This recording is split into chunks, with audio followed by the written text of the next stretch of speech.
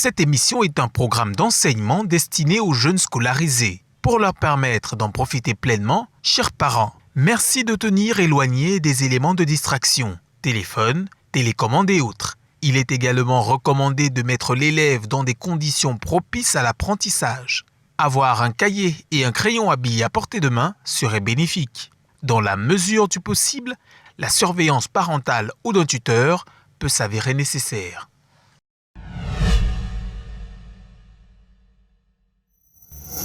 Bonjour, je suis Alain Bayot, enseignant de français et je vais vous entretenir aujourd'hui sur une notion que la pandémie ne nous a pas permis d'aborder.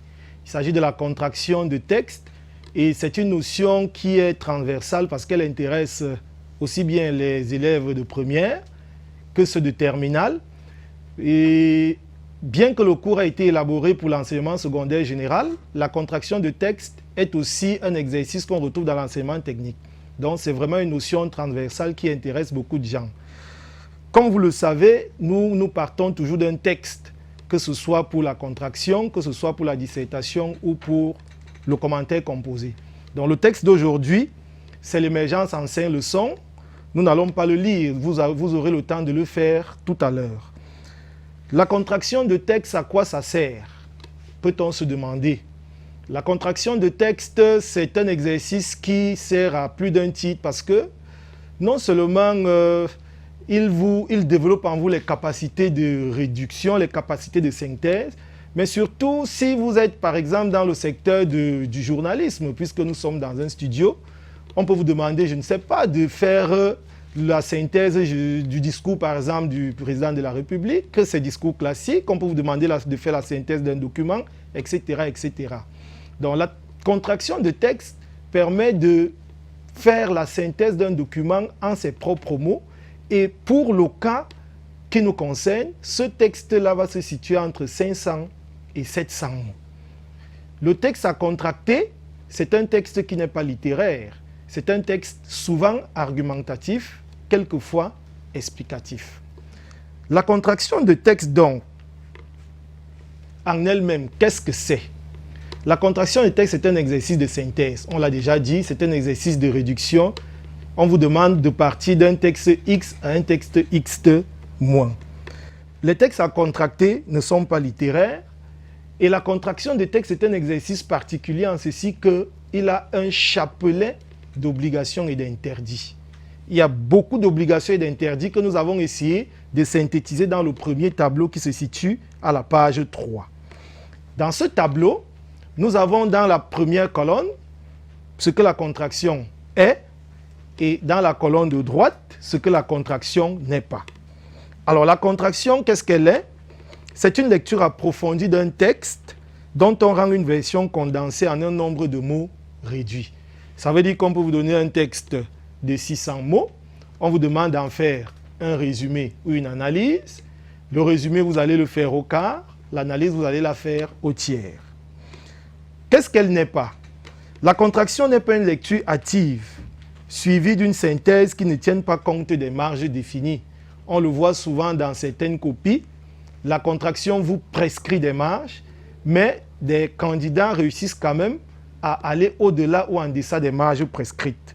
Ou alors, on se dit qu'après avoir lu le texte une seule fois, on en est suffisamment imprégné pour le comprendre et le rendre. Ce n'est pas vrai. Les textes qu'on vous donne à contracter sont des textes choisis en fonction de votre niveau. Ça veut dire que le texte qu'on va donner en terminale n'est pas le même texte qu'on donne en première en fonction du seuil d'exigence qu'on exige pour chaque niveau. Qu'est-ce que la contraction est d'autre? C'est un exercice qui est fidèle dans le fond, mais original dans la forme. C'est la deuxième exigence de la colonne de droite. Fidèle dans le fond, ça veut dire quoi? Ça veut dire que vous devez vous interdire de changer quoi que ce soit dans le fond des propos de l'auteur. Vous ne changez rien. Et c'est une mesure qui peut être difficile à respecter au nom de certains principes que des gens se fixent. C'est une mesure qu'on peut être amené à outrepasser au nom peut-être de notre foi. Je prends un exemple. Si on vous donne un texte argumentatif, il y en a, on en connaît beaucoup. dans lequel quelqu'un essaye de démontrer que Dieu n'existe pas. Vous êtes un bon chrétien, vous êtes un bon musulman, vous allez toujours être tenté de commenter ses propos, vous allez être tenté de corriger, entre guillemets, animé par votre foi. Ça, c'est interdit. Parce qu'en contraction de texte, vous n'êtes pas responsable des propos que vous reprenez. Quelqu'un d'autre est responsable, vous ne faites qu'en faire la synthèse. Fidèle dans le fond, mais original dans la forme. Qu'est-ce que cela veut dire? Cela veut dire que ce que vous reprenez, c'est le fond, mais les mots sont de vous, les propositions sont de vous, les phrases sont de vous, les expressions sont de vous. Ça veut dire que le produit final doit être aussi éloigné que possible de la version originale, sur le plan formel, et doit être fidèle sur le plan du fond. Donc, c'est pour ça qu'on dit que c'est un exercice qui est fidèle dans le fond, mais original dans la forme. Qu'est-ce qu'elle n'est pas?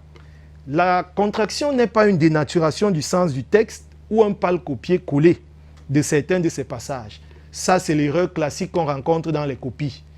Un candidat dit qu'il fait une contraction, mais qu'est-ce qu'on remarque? On remarque qu'il a piqué la première phrase du premier paragraphe, il a piqué la troisième phrase du deuxième paragraphe, et le rendu, c'est quelque chose d'indigeste. Ce n'est pas ça la contraction des textes. Qu'est-ce qu'elle est? La contraction est un exercice où on fait une déconstruction-reconstruction. Qu'est-ce qu'on entend par déconstruction-reconstruction? Vous partez d'un texte qui est déjà construit. Il faut le déconstruire. C'est-à-dire que vous partez du produit final et vous détricotez le texte pour voir le processus qui a conduit jusqu'à ce produit final-là. La contraction, c'est une argumentation. Ça veut dire qu'à la base, il y a eu un thème, à la base, il y a eu une problématique, à la base, il y a eu des idées qu'on a développées, etc., etc. Il faut donc détricoter le texte de départ. Une fois qu'on l'a détricoté, on va le retricoter. C'est pour ça qu'on parle de déconstruction, reconstruction. Qu'est-ce que la contraction n'est pas? La contraction n'est pas la production d'une argumentation originale. On ne vous demande pas d'argumenter en contraction.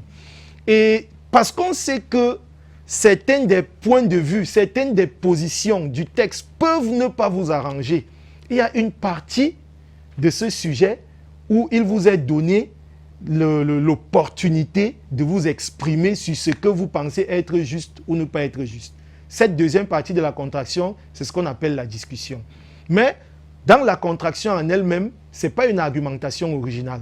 L'argumentation, elle est déjà là. Ce qu'on vous demande, c'est de la détricoter et de la retricoter en étant originale dans la forme et fidèle dans le fond.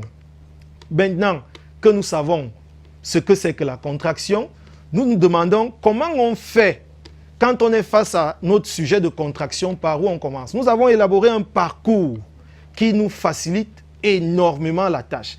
Le parcours que nous avons élaboré est un parcours en étapes. C'est plus facile comme ça, nous pensons. Alors, la première étape, quand je suis face à mon sujet de contraction, c'est de déterminer la variante de la contraction attendue. Qu'est-ce qu'on entend par variante? Là, je suis à l'étape 1, la variante de la contraction attendue. Déterminer la variante est important.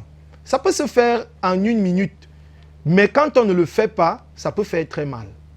Beaucoup de candidats pensent souvent que quand on parle de contraction de texte, c'est forcément le résumé. Oh que non. Parce que la contraction de texte, ça peut être le résumé, la contraction de texte, ça peut être l'analyse. Si on vous demande le résumé et que vous faites l'analyse, vous vous êtes planté et vice-versa. Or, ça ne prend pas 10 secondes pour le vérifier. À quel niveau le vérifie-t-on? Immédiatement après les références du texte, c'est préciser très clairement si c'est le résumé ou si c'est l'analyse qui est attendue. Ne traversez jamais cette étape parce que si vous ne faites pas cette vérification, ça peut vous faire très mal. Je me rappelle encore ce fameux probatoire 2013 parce que les étudiants, les élèves ont eu l'habitude, parce que dans les examens, 9 sujets sur 10 demandent de faire un résumé. Donc on a eu l'habitude de penser que toutes les contractions sont finalement des résumés. Ce n'est pas vrai. Probatoire 2013, on demande aux élèves de réaliser une analyse. Comme beaucoup sont passés outre cette étape, ils ont fait leur résumé proprement. Et c'est quand ils sortaient, quand ils faisaient leurs commentaires hors de la salle de composition, qu'ils se rendent compte que, oh, ce n'est pas le résumé qu'on demandait, on demandait plutôt une analyse. Les carottes sont cuites pour cette matière, pas pour l'examen. Donc la contraction, commencez par déterminer la variante qu'on attend.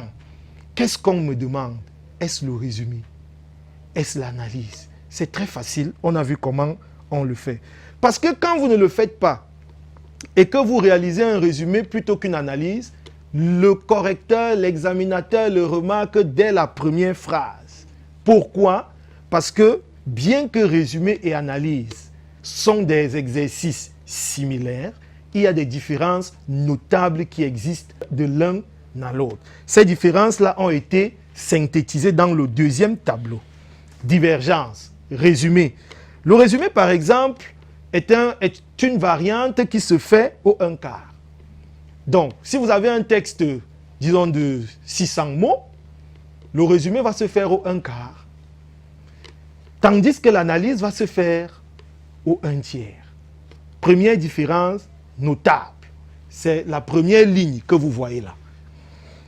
Deuxième ligne, le résumé respecte l'organisation des idées du texte. Qu'est-ce que cela veut dire? Cela veut dire que, comme on est dans un texte à idées, on a idée 1 qui est développée, idée 2 qui est développée, idée 3, dans cet ordre-là. Quand vous faites votre résumé, vous êtes tenu de respecter cette chronologie des idées du texte. Vous n'êtes pas autorisé à résumer votre texte en commençant par l'idée 2, remontant à l'idée 3, allant à l'idée 4. Vous avez dénaturé la structure originale du texte. Cela est permis à l'analyse. Dans l'analyse, vous pouvez restructurer le texte. C'est-à-dire que si le texte a 7 idées qui sont développées, vous pouvez estimer que l'organisation peut être mieux faite. Peut-être l'idée qui vient en 7e position, vous voulez la mettre en première position. Peut-être celle qui est en 2e position, vous voulez la repousser en dernière position. Sauf que, et ça c'est ce qu'on appuie souvent là-dessus, la réorganisation ne se fait pas de manière aléatoire.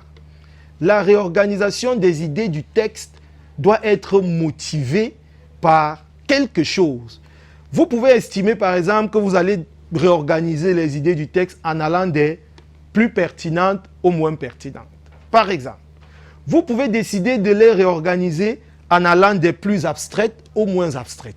Par exemple, de toutes les façons, si vous décidez de réorganiser les idées du texte dans l'analyse, il faut que l'examinateur perçoive la motivation qui a poussé cette réorganisation-là.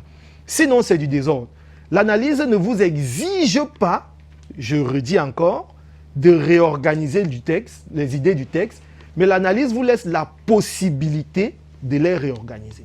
Ça veut dire que, pour éviter les problèmes, qu'est-ce que moi je conseille aux élèves? Je leur dis, voilà, conservez l'organisation des idées du texte de départ. Pour 2 raisons. La première raison, c'est que ça n'embête pas le correcteur. Parce que quand vous réorganisez les idées du texte, le correcteur sera toujours appelé à jeter un coup d'œil dans son corrigé quand il est sur votre copie. Parce que quand on corrige, on a le plan du texte dans la tête, on sait qu'après telle idée, c'est telle idée, après telle idée, c'est telle idée. Dans le résumé, ça marche. Mais dans l'analyse, si vous voulez réorganiser, ça l'amène à constamment se référer à son corrigé pour savoir quelle est la motivation qui a poussé cette réorganisation-là. Donc, ce n'est vraiment pas à l'avantage du candidat de se lancer dans la réorganisation des idées du texte. Il vaut mieux la conserver. C'est agaçant pour les correcteurs. Donc, une autre différence, c'est que le résumé conserve le système d'énonciation du texte de départ. Qu'est-ce que cela signifie? C'est la 3e ligne dans la colonne de gauche. On conserve le système d'énonciation du texte de départ.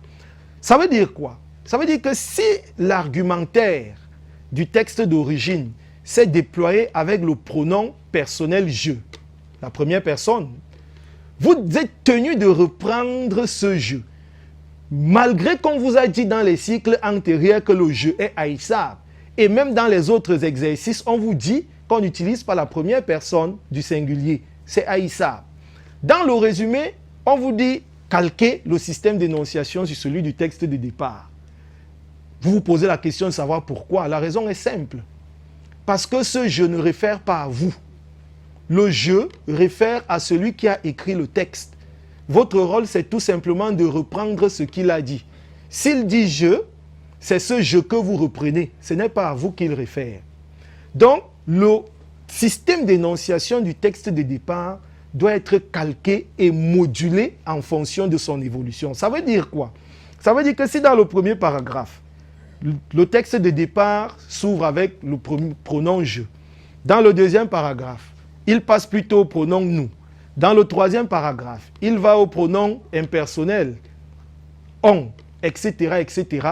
Vous devez suivre cette modulation dans votre revue. Ça doit se percevoir. Parce que dans le premier paragraphe, il y a une idée qui est développée. Cette idée est développée avec le jeu.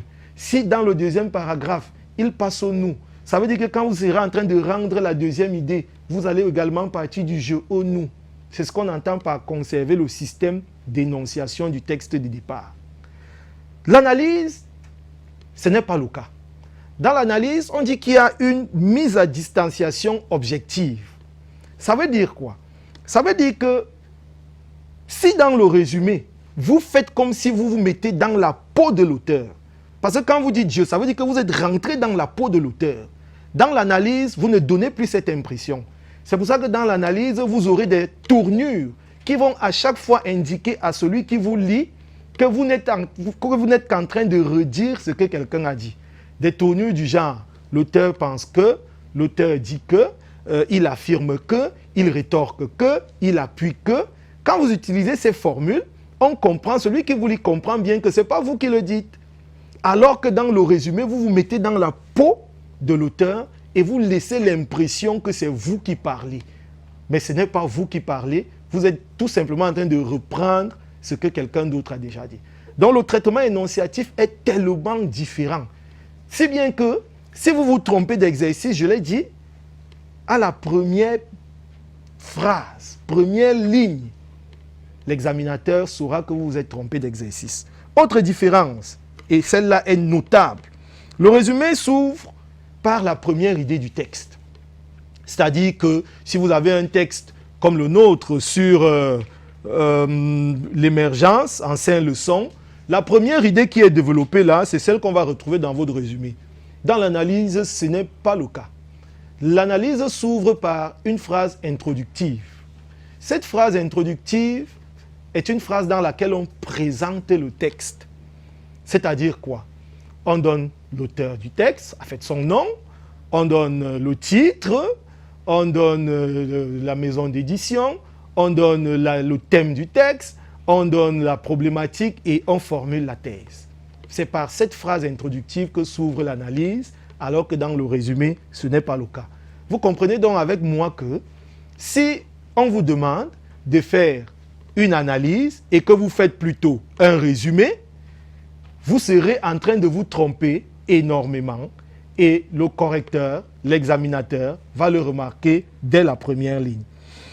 Une autre différence, celle-là dans le traitement de l'exemple. Vous savez, les textes à résumer sont des textes à idées et les idées sont très souvent illustrées par des exemples. C'est pour ça que dans les textes qu'on vous propose, on prend le soin de choisir des textes où il y a toujours des illustrations parce que on veut voir si vous avez cette compétence-là dans le traitement de l'illustration, dans l'exercice qu'on appelle la contraction. Dans le résumé, qu'est-ce qu'on fait? Le résumé ne retient pas tous les exemples. Le résumé les retient en fonction de leur catégorisation. Parce que vous avez sans doute vu que les exemples sont de 3 natures. Il y a ce qu'on appelle les exemples illustratifs. Exemple illustratif, c'est-à-dire quoi? C'est-à-dire j'ai développé une idée, à la suite de l'idée, je donne un cas concret qui vient le confirmer. Exemple, la pandémie du Covid-19 a touché l'ensemble de la planète. Ça, c'est une idée. Les récentes informations ont montré qu'il y a tel nombre de cas en Afrique, tel nombre de cas en Europe, tel nombre de cas. Ça, c'est l'exemple. Ça, c'est une illustration qui accompagne un exemple, qui accompagne un argument. celui-là, il est supprimé. L'exemple peut être argumentatif. Là, il ne suit plus, mais il précède l'argument. C'est-à-dire, on part de l'illustration pour remonter vers l'exemple. Dans le texte, dans le résumé, cet exemple-là est conservé parce que l'exemple argumentatif sert de base à l'argumentation. On a un troisième type d'exemple qu'on appelle exemple énumératif. Celui-là, c'est une suite d'exemples illustratifs, pour le dire ainsi. C'est-à-dire, après une idée, on ne donne pas seulement un exemple, mais on donne 1, 2, 3, 4, 5 exemples. Ces 5 exemples-là, c'est une suite d'exemples, c'est des exemples illustratifs. L'analyse, quant à elle, retient tous les exemples en les reformulant. Donc, dans le traitement des exemples, il y a encore une différence de l'analyse au résumé. Si on vous demande donc de réaliser une analyse et que vous faites un résumé, vous vous êtes planté. Les deux exercices, nous l'avons vu, ont beaucoup de différences, mais ils ont aussi beaucoup de convergences. Par exemple, sur le plan de la structure, le résumé comme l'analyse se fait en un paragraphe. Le résumé comme l'analyse doit être fidèle dans le fond, original dans la forme.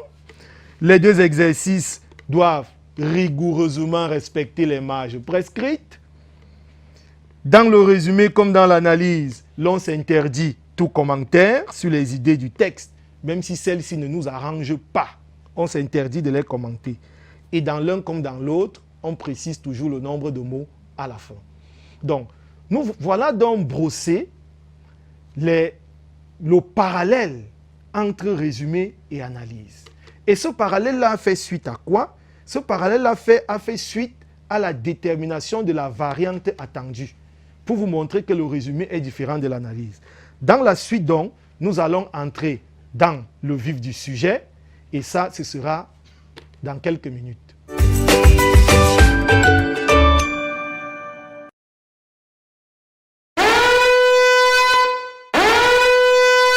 Cette émission est un programme d'enseignement destiné aux jeunes scolarisés. Pour leur permettre d'en profiter pleinement, chers parents, merci de tenir éloignés des éléments de distraction, téléphone, télécommande et autres. Il est également recommandé de mettre l'élève dans des conditions propices à l'apprentissage. Avoir un cahier et un crayon à billes à portée de main serait bénéfique. Dans la mesure du possible, la surveillance parentale ou d'un tuteur peut s'avérer nécessaire.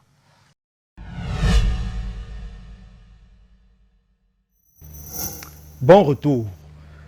Après la première étape qui a consisté à déterminer la variante de la contraction attendue, il faut donc passer à la deuxième.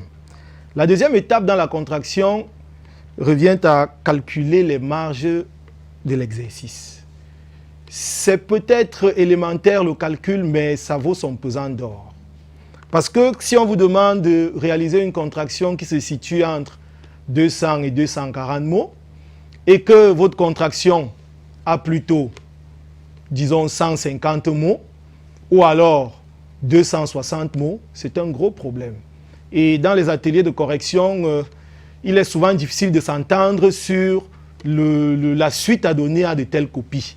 D'autres disent, OK, on va enlever un 0,25 tous les 4 mots de plus. Mais la pénalité est très forte parce que l'exigence première, celle qui donne même son nom à l'exercice, c'est cette exigence de synthèse. Quand donc vous êtes au-delà des marges, c'est un très gros problème. Comment faire pour ne pas être au-delà des marges? Il faut bien les calculer tout simplement. Les marges se calculent en fonction des données que vous avez dans le libellé. La contraction de texte a un libellé qui a 3 valeurs. Je vais lire le libellé.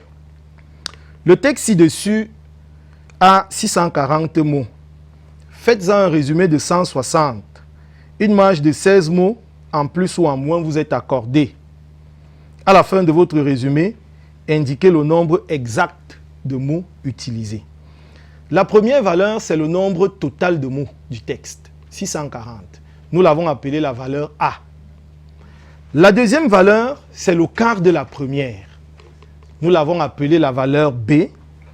Et la troisième valeur, c'est la marge d'erreur. Nous l'avons appelée la valeur C. Quelle est donc l'opération que vous devez faire pour ne pas avoir les mauvaises marges. L'opération consiste à prendre B moins C, ensuite B plus C. B moins C va vous donner la borne minimale, B plus C va vous donner la borne maximale. Si on traduit cela avec les valeurs que nous avons dans notre corpus, cela donne ceci, 160 moins 16, 160 plus 16. Cela veut dire que notre résumé, puisqu'il s'agit d'un résumé ici, aura au minimum 144 mots, au maximum 176 mots. Donc voilà. Si vous avez un résumé, si vous réalisez ce résumé et que vous avez 140 mots, c'est un problème. Si vous en avez 180, c'est un problème. Arrangez-vous pour que ça rentre dans les marges prescrites. Vraiment, c'est une exigence cardinale pour l'exercice. Seulement, beaucoup de candidats ne parviennent pas à le faire, non pas parce qu'ils ont mal calculé les marges, mais parce qu'ils ne savent pas ce que c'est que le mot dans l'optique du résumé. En grammaire, on nous a dit qu'il y a des mots composés, il y a des mots, etc., etc. Par exemple, en grammaire, on sait que porte-monnaie, c'est un mot. On sait qu'arc-en-ciel, c'est un mot. C'est un mot parce qu'on ne peut pas décomposer arc-en-ciel, on ne peut pas analyser les différents éléments qui le composent de manière individuelle. Mais en contraction, ce n'est pas le cas. Le mot n'a pas cette connotation. Comment définit-on le mot en contraction? En contraction, le mot est une lettre ou une suite de lettres qui est séparée et ou suivie de l'autre par un blanc, un signe typographique et un blanc ou l'inverse. Qu'est-ce que j'entends par blanc? Le blanc, c'est l'espace qui sépare deux mots. Si je dis la terre, il y a un espace entre là, le déterminant et terre, le nom. L'espace là, c'est ce qu'on appelle en contraction le blanc. Qu'est-ce que j'entends par signe typographique? C'est tous ces signes qui nous servent à la production des messages écrits. C'est quoi par exemple? C'est l'apostrophe, c'est le tiret, etc., etc. Cela veut dire que si je dis par exemple, l'arc-en-ciel brille, par exemple, en grammaire classique, ce sera combien de mots? En grammaire classique, ce sera 3 mots. On aura le déterminant L', on aura le nom composé arc-en-ciel et on aura le verbe brille. 3 mots. Mais dans l'optique du résumé, ce n'est plus le cas. Parce que à chaque fois qu'il y a espace entre une lettre et une autre, entre une suite de lettres et une autre, il y a mot. En contraction de texte donc, l'arc-en-ciel brille, L' est séparé de l'autre par un blanc, est séparé de arc par un blanc, donc L' c'est un mot. Arc est séparé de L' par deux signes typographiques, à savoir l'apostrophe et le tiret. Donc arc, c'est un mot. An est séparé de ciel et de arc par deux signes typographiques, donc an, c'est un mot. Ciel est séparé de an par un signe typographique et du verbe brille par un blanc, donc ciel, c'est encore un mot. Et enfin, brille, c'est un autre mot. Ça veut dire qu'en grammaire classique, l'arc-en-ciel brille égale 3 mots, mais quand on rentre dans la contraction, l'arc-en-ciel brille devient L' arc-en-ciel brille 5 mots. Vous voyez que la différence est notable sur une phrase de cette longueur-là. Si vous répercutez sur l'échelle de tout un texte, vous voyez l'erreur grandit plus le texte est long. Donc, ne vous méprenez pas sur le sens du mot en contraction de texte. Vous pourrez être amené à donner une mauvaise information à la fin de votre devoir, non pas parce que vous avez réalisé le mauvais calcul, mais parce que vous ne savez pas ce que c'est qu'un mot dans l'optique du résumé. Une fois que vous avez déterminé les marges, très important, vous passez à la prochaine étape. La prochaine étape consiste à la Découverte du texte. Vous devez découvrir le texte. Là, nous sommes à l'étape 3. Découvrir le texte revient à faire quoi? À le lire. Vous lisez le texte, mais pas comme vous lisez, je vais dire, un roman photo. Parce que le texte qu'on vous donne, je le répète encore, c'est un texte qui a été très, très soigneusement choisi. Ce n'est pas un texte que vous allez comprendre en menant une lecture à grands traits, comme on dit. Vous devez donc lire le texte de manière très, très posée. J'aime souvent dire que contracter un texte, c'est proposer un raccourci à quelqu'un qui n'a pas de temps. Un raccourci. Et je m'amuse souvent à dire aux élèves qu'on ne peut pas proposer à un individu qui vous demande son chemin un raccourci d'un point A à un point B dans un quartier qu'on ne connaît pas. Ça relève de la sorcellerie. Si donc vous voulez faire la contraction d'un texte que vous n'avez pas pénétré, ça relève encore de la sorcellerie. Parce que vous ne connaissez pas le texte, vous ne pouvez pas indiquer à celui qui n'a pas votre temps pour lire ces 700 mots, un raccourci du texte. Donc, cette image semble peut-être triviale, mais elle rend suffisamment bien la manière dont moi je comprends, la manière dont je conçois la contraction. On ne donne pas le raccourci d'un coin A à un coin B quand on ignore la zone. Ce n'est pas possible. On ne fait pas la contraction d'un texte où on vous demande de partir de 700 mots à 300 mots quand on n'a pas lu, compris, quand on ne s'est pas imprégné, quand on ne s'est pas approprié le texte. D'où la nécessité de le lire autant de fois que possible. Autant de fois que possible. Parce que si vous avez des problèmes de compréhension du texte, vous ne pourrez pas avancer et vous ne pourrez pas bien le rendre. Un grand penseur que j'aime bien citer disait dans son art poétique, Boileau, ce qui se conçoit bien s'énonce clairement et les mots pour le dire arrivent aisément. Cela veut dire que quand vous avez une difficulté à rendre le texte, puisque c'est ça la contraction, il faut rendre le texte. Quand vous avez une difficulté à rendre le texte, cela veut dire que vous ne l'avez pas bien compris, vous ne l'avez pas bien conçu. Donc, si pour vous la contraction c'est un problème, ça veut dire qu'en fait, c'est la compréhension du texte qui vous pose problème, pas autre chose. D'où l'importance, vraiment, si je martèle, de lire le texte et de s'en imprégner. Quelques astuces, parce qu'on va dire, monsieur, on peut lire le texte 100 fois, on ne le comprend toujours pas, on peut faire tout ce qu'on veut, on ne le comprend toujours pas. Considérez le texte comme une difficulté, et pour gérer une difficulté, il faut la prendre par morceaux. Ne cherchez pas à comprendre le texte d'un coup, c'est-à-dire que d'un bout à l'autre. Ça va être très difficile. C'est comme si on vous donnait je ne sais pas moi, 1 hectare à défricher, vous voulez tout défricher d'un coup. Alors que si vous vous dites, je fais des carrés. Premier carré, c'est peut-être le 1 quart de l'hectare. Le deuxième, c'est le deuxième quart, etc., etc. Vous allez voir que ça va être plus aisé à faire. Si je ramène ça à la lecture du texte, cela veut dire quoi? Cela veut dire que quand j'ai lu le premier paragraphe, je m'arrête, j'essaye de le comprendre avant de poursuivre.